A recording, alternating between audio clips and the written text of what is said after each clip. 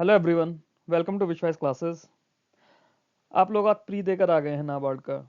अब बात है मेंस की। काफ़ी सारे बच्चे मेरे से ऑलरेडी टेलीग्राम पर पूछ रहे हैं कि सर मेंस के लिए क्या करना है, मेंस के लिए क्या स्ट्रेटजी है। सबको मैंने यही बोला था कि अपना प्री दो, लौटकर जैसे ही आओगे आपको मेंस के लिए स्ट्रेटजी मिल जाएगी। क्या करना है, कैसे करना है, किन टॉपिक से ज़्यादा सवाल आते हैं, वो हम लोग इस वीडियो में डिस्कस करेंगे। एग्जाम पैटर्न की अगर हम लोग बात करें तो मेंस की अगर हम बात करते हैं, हमारे पास मेंस दो पार्ट्स में होगा। पहला पार्ट पेपर 1 जनरल इंग्लिश का होगा, दूसरा economic and social issues and agriculture and rural development. दोनों सब्जेक्ट इसी एक पेपर के अंदर हमारे मिले हुए होंगे। ऑनलाइन डिस्क्रिप्टिव पेपर होगा, 3 क्वेश्चन होंगे। क्या आएगा, एक ऐसे आएगा इसके अंदर इंग्लिश में, एक लेटर आएगा इंग्लिश के अंदर लिखने के लिए, और एक प्रेसी राइटिंग आएगी। 3 चीज़ें आपको लिखनी होंगी। ऑप्शंस आएंगे, उन ऑप्शंस में से आपको लिखना है। ईएसआई और एआरडी की बात करें तो इसमें 30 क्वेश्चन तो आपके आएंगे ऑब्जेक्टिव। ऑब्जेक्टिव क्वेश्चन 30 क्वेश्चन होंगे, 50 नंबर के। कुछ क्वेश्चन 1 नंबर के, कुछ क्वेश्चन 2 नंबर के। 6 क्वेश्चन आएंगे डिस्क्रिप्टिव, उन 6 में से आपको 4 करने होंगे। 6 में से 4 करने होंगे। उसके अंदर 50 नंबर के होंगे, 2 क्वेश्चन 15 नंबर के, 2 क्वेश्चन 10 नंबर के। 90 मिनट्स आपको इधर डिस्क्रिप्टिव के लिए मिलेंगे, 90 मिनट्स इधर डिस्क्रिप्टिव के लिए मिलेंगे, और 30 मिनट आपको ऑब्जेक्टिव के लिए मिलेंगे। ये हमारे पास एग्जाम का पैटर्न होगा। प्रीवियस कट ऑफ की अगर बात करें पिछले 4 साल की, सिर्फ और सिर्फ मेंस की कट ऑफ की मैं बात करूंगा, मेंस प्लस इंटरव्यू की नहीं कर रहा। 2024 में डिस्क्रिप्टिव इंग्लिश की सेक्शनल 54 गई थी। एआरडी ऑब्जेक्टिव, एआरडी से यहाँ पे हमारा मतलब है एआरडी प्लस ईएसआई दोनों। एआरडी प्लस ईएसआई दोनों की ही हम लोग यहाँ पे बात करते हैं। ऑब्जेक्टिव में 22.5 नंबर, डिस्क्रिप्टिव में 32 नंबर, और टोटल की जो कट ऑफ गई थी 126.75।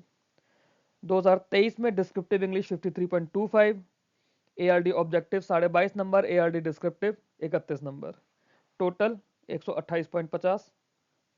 2022 की बात करें तो English descriptive 49, ARD objective 19, ARD descriptive 23.75। यहाँ पे पेपर शायद टफ होगा, बच्चे कम होंगे, सबके लिए अलग अलग एनालिसिस होती है। कोई बोलता है कि मॉडरेट, जैसे 2024 का लोगों ने बोला मॉडरेट से टफ आया था।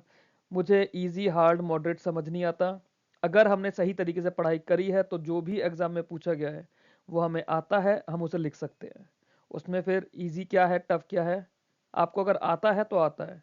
अगर आपको एग्जाम में बोला जाता है ड्रिप इरिगेशन की एफिशिएंसी को एक्सप्लेन करो, क्यों अच्छी होती है, वो पानी को क्यों बचाता है, वाटर स्केर्स रीजन में क्यों काम आता है, आपको पता है क्यों काम आता है, तो इसमें अच्छा और बुरा, हार्ड और इजी मेरी नज़र में नहीं होता। क्योंकि जो आपके स्टैटिक बेस्ड टॉपिक्स हैं, जो करंट अफेयर बेस्ड टॉपिक्स है, कि आपको पता है स्कीम्स हैं और वो आनी ही आनी है, तो आप उन्हें पढ़ेंगे। 2021 की बात करें तो ये आपका 2021 की कट ऑफ से। तो अगर आप एक मोटे मोटे तौर पर देखें तो आपका सिर्फ यहाँ पर 130 कट ऑफ गई है पिछले 3 बार में। यहाँ पे आपकी कट ऑफ कम है। हम अपना टारगेट 140 के अराउंड लेकर चलेंगे कि 140 के आसपास आ जाएंगी। मतलब हमारे पास जो एरर मार्जिन है वो सिर्फ 60 नंबर का है। 60 नंबर से ज़्यादा का हम अपने पास एरर मार्जिन नहीं लेकर आ सकते। मैं आपको ये नहीं बोलूंगा आपको 140 मार्क्स कैसे स्कोर करने हैं।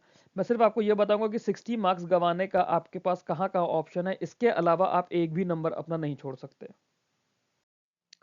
अब जरा बात करते हैं टॉपिक्स की कि एआरडी के सबसे ज़्यादा इंपॉर्टेंट टॉपिक्स क्या हैं। ऑब्जेक्टिव क्वेश्चंस के मेंस के लिए हम लोग बात कर रहे हैं, जहाँ से 1 और 2 नंबर के सवाल ज़्यादा आते हैं। सॉइल साइंस से ज़्यादा सवाल आते हैं हमारे पास। टिलेज और एग्रोनॉमी से ज़्यादा सवाल आते हैं। क्रॉपिंग सिस्टम से सवाल आते हैं हमारे पास। हॉर्टिकल्चर से सवाल आते हैं हमारे पास। एनिमल हस्बेंड्री से आते हैं।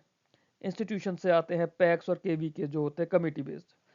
सॉइल साइंस का मैंने एक वीडियो एमसीक्यूज का ऑलरेडी डाला हुआ है, उसके अंदर मैंने काफ़ी अच्छे से एक्सप्लेनेशन देने की कोशिश करी है। इस पर एक वीडियो अभी और आएगा, एक वीडियो ऑब्जेक्टिव का और आएगा इन टॉपिक्स पे। टिलेज और एग्रोनॉमी को मैंने कवर नहीं करा है अभी तक। इसके ऊपर मैं 25 एमसीक्यूज का एक वीडियो डालूंगा, और जैसे चल रहा था कि उन एमसीक्यूज के थ्रू ही हम सारे इसके कॉन्सेप्ट्स कवर करेंगे। क्रॉपिंग सिस्टम पे हम लोगों ने काम करा है, एक वीडियो में मैंने काफ़ी अच्छे से एक्सप्लेन करने की कोशिश करी है।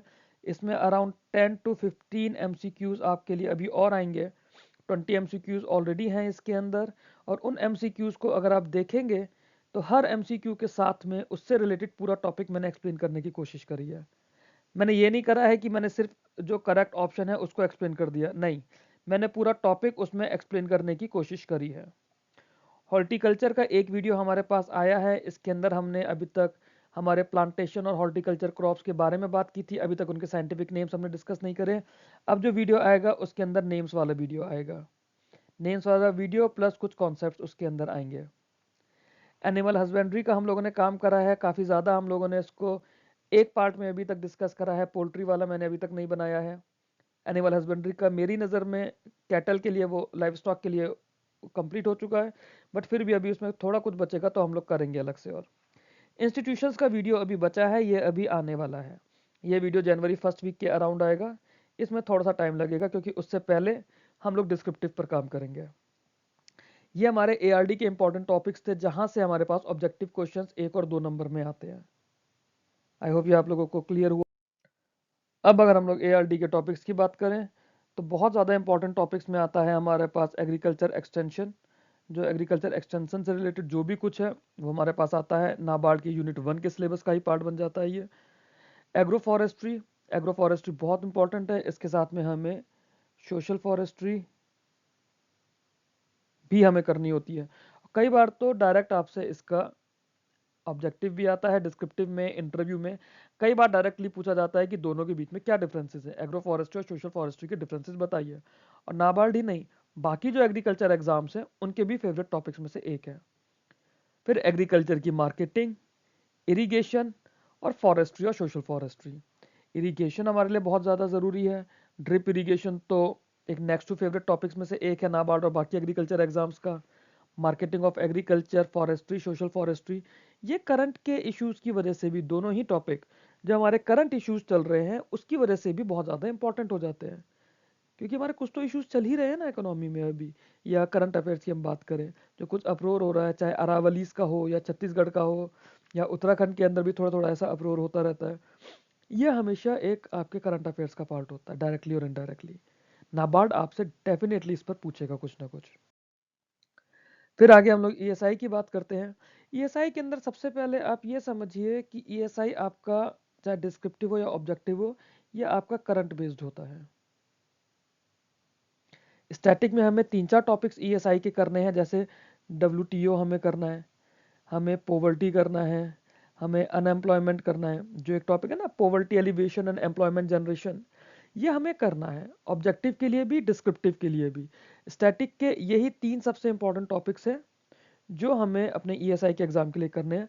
बाकी पूरा ईएसआई आपको गवर्नमेंट स्कीम्स और करंट अफेयर्स पर बेस्ड होगा। इसमें हम लोग इंस्टीट्यूशनल क्रेडिट्स को देखेंगे, मनी लेंडर्स के बारे में पढ़ेंगे, डेमोग्राफिक ट्रेंड्स को समझेंगे, जो ट्रांजिशन हो रहा है क्यों हो रहा है उसकी रूट कॉज एनालिसिस हमसे पूछी जाएगी, फाइनेंशियल इंक्लूजन के बारे में, मॉनेटरी पॉलिसी के बारे में। ये यहाँ से एक क्वेश्चन इस बार आप मान लीजिए आएगा ही आएगा, क्योंकि आरबीआई ने national strategy on financial inclusion 5 साल के लिए अभी रिसेंटली दी है, तो यहाँ से क्वेश्चन आना ही आना है।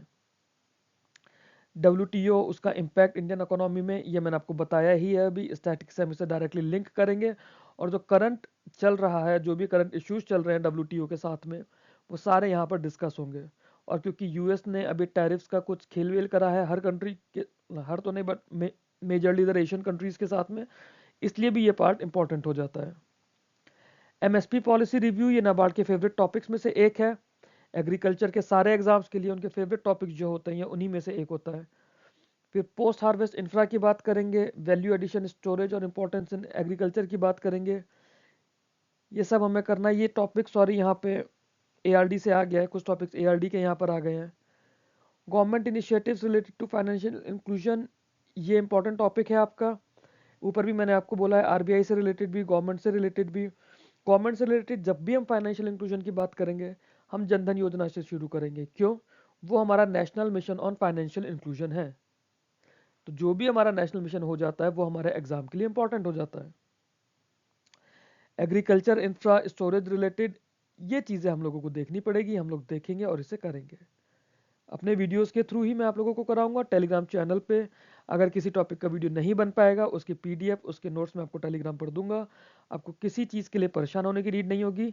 बट क्योंकि मैं आप लोगों के साथ नाबार्ड के लिए शुरू से नहीं जुड़ पाया हूं और टाइम हमारे पास कम है, तो जो भी ऑल्टरनेट सोर्स आपके पास हैं उनको फॉलो ज़रूर करते रहिएगा। मैं किसी सोर्स को रिप्लेस नहीं करूंगा, मैं सिर्फ आपको एक बेटर टाइम सेविंग तरीका बता रहा हूं करने के लिए, जिससे आपका टाइम, आपकी एफिशिएंसी एक ज़्यादा प्रोडक्शन में काम आए आपके लिए। डिस्क्रिप्टिव इंग्लिश की अगर मैं आप लोगों से बात करूं तो डिस्क्रिप्टिव इंग्लिश में नाबार्ड ईएसआई बेस्ड भी आपसे पूछेगा, एआरडी बेस्ड भी पूछेगा। जो एसेज आएंगे, एसेज आपके सिर्फ इकोनॉमी बेस्ड नहीं आएंगे, एग्रीकल्चर बेस्ड एसेज भी आएंगे आपके पास, और सोशल इश्यूज से रिलेटेड भी एसेज आएंगे। नाबार्ड आपसे फाइनेंशियल इंक्लूजन का डायरेक्टली इम्पैक्ट पूछ सकता है। न्यूज़ में कोई ऐसा आर्टिकल हुआ जैसे किसी ने लिखा हो, आपके पेपर बनाने वाले को अच्छा लग जाए कि जो अभी इतना क्लाइमेट चेंज की वजह से इतना डिस्ट्रक्शन हुआ है, उसके ऊपर आपके थॉट्स पूछा जा सकता है। नाबार्ड यहाँ पे आपसे पूछेगा। एआरडी और ईएसआई में बहुत लिमिटेड स्कोप है सेक्शन के अंदर, बट सिलेबस इतना ज़्यादा वाइड है कि नाबार्ड डिस्क्रिप्टिव इंग्लिश में आपसे इन्हीं टॉपिक से रिलेटेड कुछ ना कुछ ज़रूर पूछने वाला है। फिर प्रेसी राइटिंग भी नाबार्ड इसी से रिलेटेड कुछ देगा। लेटर्स की अगर हम लोग बात करते हैं तो नाबार्ड ने जो अब तक लेटर पूछे हैं, कोई informal type of letter NABARD नहीं पूछता। Letter NABARD formal official letter ही पूछेगा। जैसे एक बार पूछा गया कि डिस्ट्रिक्ट कलेक्टर को आपको लेटर लिखना है complaining about lack of irrigation facilities in villages. Bank manager को लेटर लिखना है requesting for loan for agriculture activities. MORD के सेक्रेटरी को लेटर लिखना है सजेस्टिंग मेजर्स टू इम्प्रूव मनरेगा इम्प्लीमेंटेशन। इस तरह के फॉर्मल लेटर्स नाबार्ड आपसे लिखवाएगा।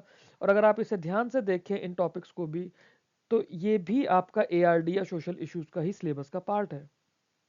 ये आपको अलग से कुछ नहीं करना कि अलग से हमें इंग्लिश के लिए क्या करना है। आपको सिर्फ आंसर राइटिंग की अप्रोच थोड़ी बदलनी होगी। कैसे बदलेंगे उसको हम लोग डिस्कस करेंगे।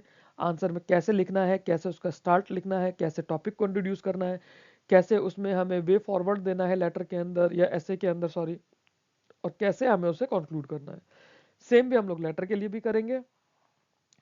गवर्नमेंट स्कीम्स आपके डिस्क्रिप्टिव इंग्लिश के लिए, डिस्क्रिप्टिव ईएसआई के लिए बहुत बहुत ज़्यादा ज़रूरी है। एआरडी के लिए गवर्नमेंट स्कीम्स डायरेक्टली उतनी ज़रूरी नहीं है, बट हाँ, एक डिस्क्रिप्टिव में एआरडी रिलेटेड आपसे स्कीम पूछी जा सकती है डायरेक्टली और इनडायरेक्टली। ये इंपॉर्टेंट मिनिस्ट्रीज हैं जो मैंने आरबीआई ग्रेड बी के वीडियो में भी आपको बताई थी। Ministry of finance, rural development, agriculture farmer welfare, MSME, commerce, women child development. ये इस बार बहुत ज़्यादा है। ये भी और ये भी दोनों ही मिनिस्ट्री आपके लिए बहुत ज़्यादा इंपॉर्टेंट है। Housing urban affairs, labour employment, education, जल शक्ति, environment, forest and climate change, ये भी ज़रूरी है क्योंकि फॉरेस्ट्री इस बार के हॉट टॉपिक्स में से एक है। Social justice empowerment, ministry of tribal affairs, skill development and entrepreneurship. इसके अलावा और भी 2-3 मिनिस्ट्रीज हैं जैसे ministry of animal husbandry, fisheries and dairying. ये बहुत ज़्यादा इंपॉर्टेंट मिनिस्ट्री है, शायद इसमें नाम नहीं आ पाया। तो ये सब तो आपके सिलेबस का पार्ट हो गया, आपको क्या करना है। अब मुद्दे की बात आप लोगों के लिए ये है कि मैं आपको क्या प्रोवाइड करूंगा यहाँ पे यूट्यूब पर या फिर हमारे टेलीग्राम चैनल पर। मैं आपको काफ़ी सारी मिनिस्ट्रीज की स्कीम्स का कॉम्प्रिहेंसिव रिव्यू दूंगा। पुराना रिव्यू सारा अपडेट हो गया है तो उसमें मेरे को करंट अफेयर्स की अपडेट्स करनी होंगी, वो मैं करके आप लोगों को दोबारा प्रेजेंट करूंगा। जो नवंबर की अपडेट्स के साथ की पीडीएफ थी वो आपको मेरे टेलीग्राम चैनल पर ऑलरेडी अवेलेबल है, टेलीग्राम पे अवेलेबल है। आपको 100 डिस्क्रिप्टिव क्वेश्चंस दूंगा मैं। हर डिस्क्रिप्टिव क्वेश्चन में एक डिस्क्रिप्टिव आंसर एल्गोरिदम होगी जिसको मैं खुद से डा बोलता हूँ। कंप्यूटर साइंस वाले बच्चों के लिए तो डा सब्जेक्ट था, बट हम लोगों के लिए डा एक आंसर एल्गोरिदम होगी कि डिस्क्रिप्टिव आंसर की राइटिंग कैसे करनी है, उसमें हमें क्या लिखना है, हमें कैसे लिखना है, किस तरह से हम लोग लिखेंगे। सैंपल मैंने इसी वीडियो में 2 डाले हैं, आप लोगों को दिखाऊंगा कि क्वेश्चन क्या है और उस पर हम लोग किस तरह से लिखेंगे। हर आंसर के लिए आपको 2 सेट दूंगा। कोशिश इस तरह से लिखने की है, एक मैंने लिखा है, एक किसी और से लिखवाया है, कि 15 मार्क्स के हिसाब से हम लोग उन आंसर्स को लिखेंगे। थोड़ी बहुत उसमें ग्रामेटिकल एरर्स हो सकती हैं, मैंने कोशिश की है टूल्स यूज करके ग्रामरली वगैरह से कि ग्रामेटिकल एरर्स ना रहें। 2 सेट इसलिए हैं हर उसके लिए कि आपको याद रखना, रिमेंबर करना, थॉट प्रोसेस करना इजी हो जाए। जब 2 लोग अलग अलग लिख रहे हैं तो ऑब्वियस सी बात है 2 अलग अलग तरह के थॉट्स आएंगे, तो आप लोगों को इजी रहेगा। एआरडी की हम लोग बात कर रहे हैं तो एआरडी में हम लोग स्टैटिक के अंदर सिर्फ इन टॉपिक्स को फोकस करेंगे। प्राइमरी टॉपिक्स यही है हमारे स्टैटिक के लिए। इसके अलावा कुछ और इंपॉर्टेंट होगा तो मैं दूंगा, अदरवाइज स्टैटिक में ये दूंगा। बाकी सारा गवर्नमेंट स्कीम्स और करंट अफेयर्स के थ्रू होगा। प्री आप लोग देकर आ रहे हैं तो थोड़ी तो गवर्नमेंट स्कीम्स आई बिलीव आप लोगों ने प्रिपेयर किया होगा और करंट अफेयर्स आप लोगों के अब तक के रेडी होंगे। करंट अफेयर्स में आई वुड अपोलोजाइज, मैं आप लोगों को कोई हेल्प नहीं कर पाऊंगा due to the other burdens and other responsibilities I have. But static syllabus जो जितना मैं बता रहा हूँ that is on me, that I will provide you. ARD को हम लोग एमसीक्यूज की फॉर्म में कर रहे हैं। एआरडी के जो हमारे चैप्टर्स हैं हमने उन्हें एमसीक्यूज की फॉर्म में करने की कोशिश की है। जो भी रेलेवेंट टॉपिक्स हैं हमारे सिलेबस के लिए, अब हमारे आने वाले मेंस के लिए, और चैप्टर की एमसीक्यूज के थ्रू एक्सप्लेनेशन भी दी है। वीडियोस 4 या 5 वीडियोस ऑलरेडी हैं। मैंने एनिमल हस्बेंड्री का फर्स्ट पार्ट कवर करा है, उसमें लाइव स्टॉक का। इसके अलावा सॉइल कवर करा है, इरिगेशन कवर करा है और क्रॉपिंग पैटर्न कवर करा है। एक बार आप वीडियो को देखिएगा। आवाज़ थोड़ी मेरी है ऐसी सी, आप लोगों को शायद इतनी पसंद ना है, बट कंटेंट आई बिलीव मैंने काफ़ी अच्छा यहाँ पे यूज़ किया है आप लोगों के लिए, काफ़ी मेहनत से आप लोगों के लिए बनाया है। कोई आप लोगों को चार्ज नहीं देना, कोई आप लोगों को फीस नहीं देनी, कुछ नहीं करना, सिर्फ आप लोगों को अपनी पढ़ाई करनी है। आप लोगों की पढ़ाई हो जाएगी, आप लोगों को सिलेक्शन हो जाएगा। बाद में कभी कोई आपसे अगर गाइडेंस मांगता है तो सिर्फ उसे बता देना कि आपको कैसे पढ़ना है। चाहे तो मेरा चैनल दीजिएगा, किसी और का चैनल दीजिएगा, या खुद से उसे बता दीजिएगा कि क्या क्या पढ़ना है। इतना आप लोग कर देंगे so that would be fees for me, मेरे लिए वही फीस है। उसके अलावा मेरे को आप लोगों से और कुछ नहीं चाहिए होगा कभी। अब एक क्वेश्चन देखते हैं। ये क्वेश्चन है, explain the different types of irrigation system used in India, discuss their advantages and limitations. इसका आंसर हम लोग किस तरह से लिखेंगे?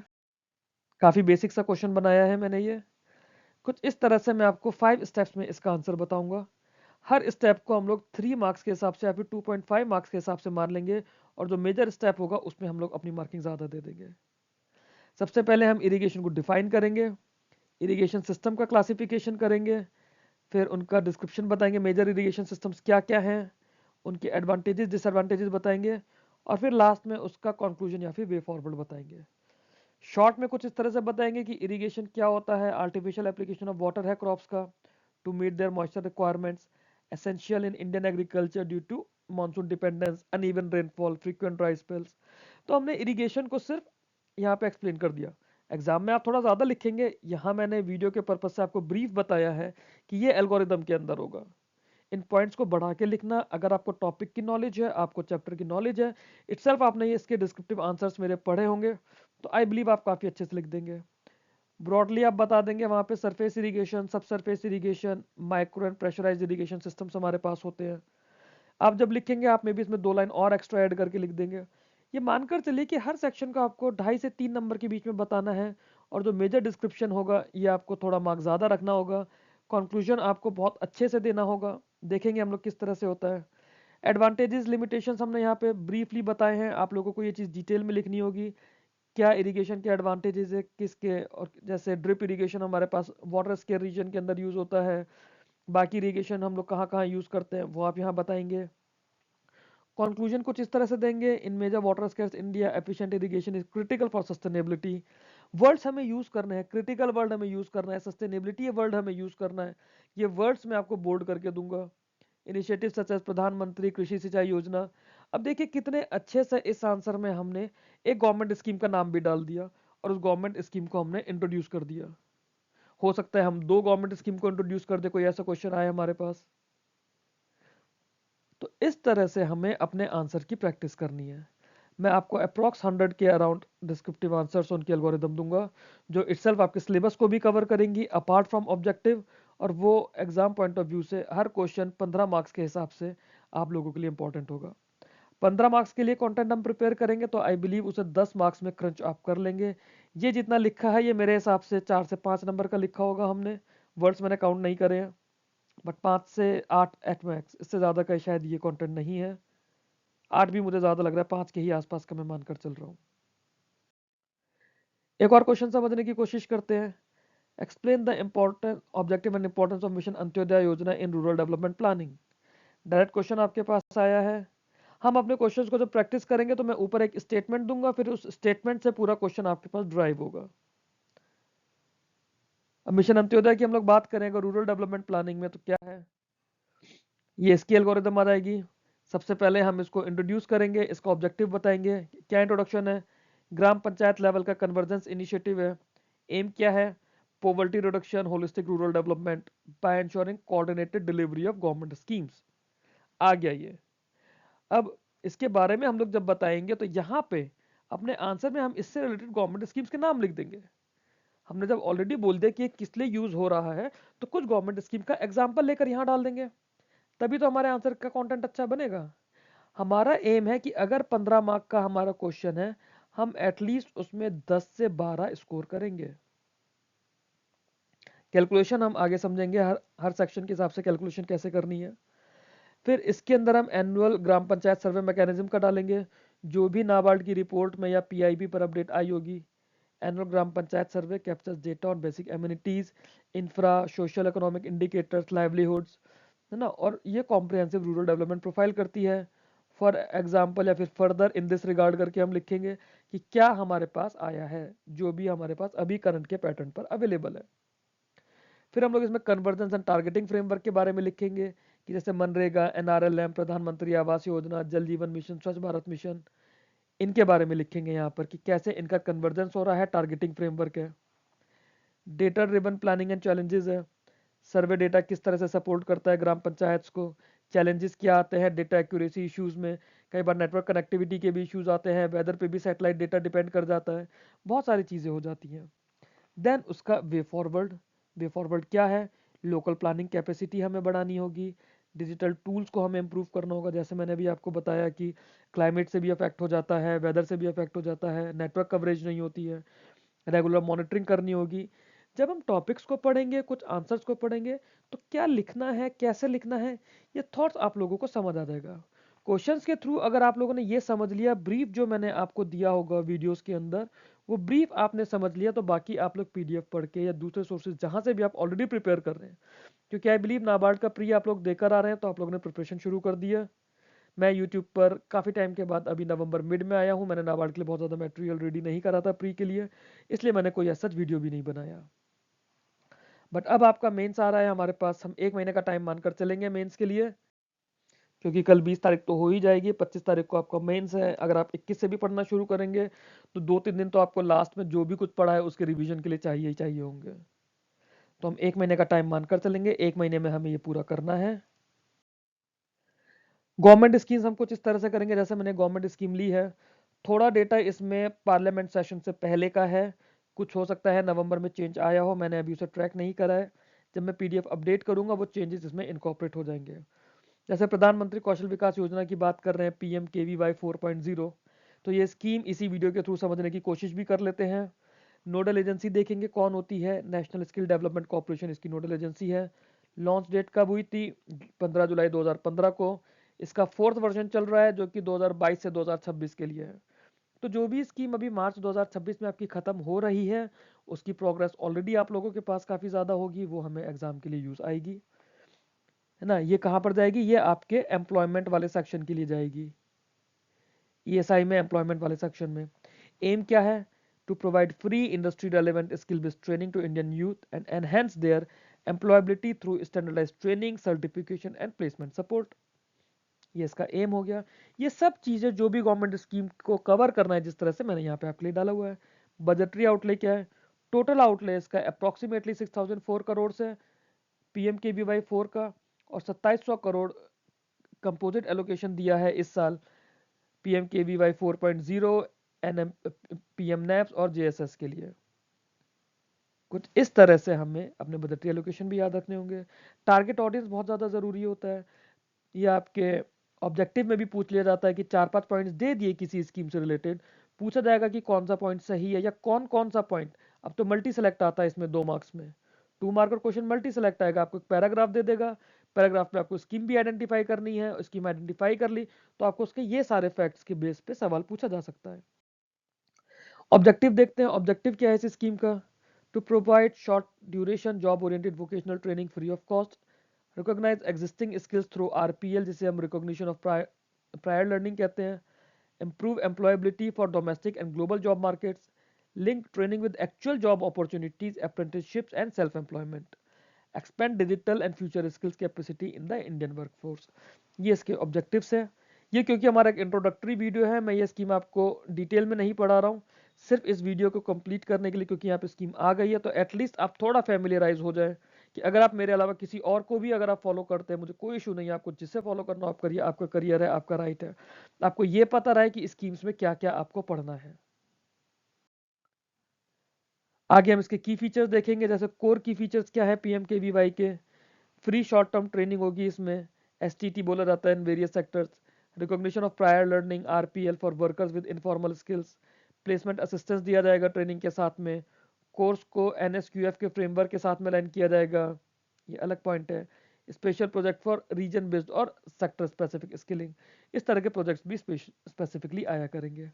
ये सब हम PMKVY 4.0 को ही पढ़ रहे हैं।